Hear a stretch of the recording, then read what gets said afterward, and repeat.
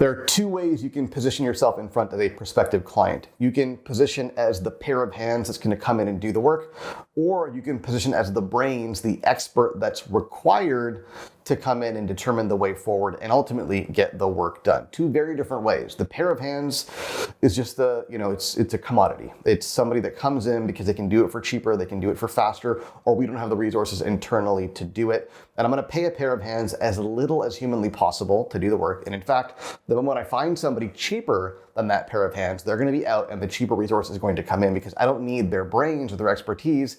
I need their execution. That is how the vast majority of consultants are positioning themselves in the B2B marketplace today. And it's a terrible mistake because when you're the brains, when you're positioned as the expert in the room that is necessary to be there, we have to have that person there in order to overcome the problems that we're facing. You now become indispensable, and it's impossible for them to go out and find somebody cheaper than you, and you likely have a client for a very long time.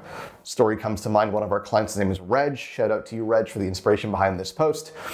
Reg came in to a client's organization, came in as a leader, came in as the expert, came in as the brains that they need. This client was already working with Deloitte, had a mandate with Deloitte, and when Reg started working with them and they deferred to Reg's expertise and his guidance as the expert in the room, they said to themselves, why do we need to be working with Deloitte when we already have Reg? And Reg is a solo consultant, independent consultant, not a big name with the big resources like Deloitte, but he showed up from a leadership perspective. He showed up as a leader. He showed up as the expert in the room, not just a pair of hands to come in and do the work like so many of Reg's competitors have done in the past. And now he's seen as a leader. He's seen as the expert, and the client's actually questioning whether or not they need to continue a relationship with Deloitte when they've got Reg in the room. So if that's the kind of respect that you want to command with your clients, that's kind of authority you want to command with your clients, and that's the kind of relationship you want to have with your clients, you better stop positioning yourself as the pair of hands that can come in and do the work and start positioning yourself as the brains, as the expert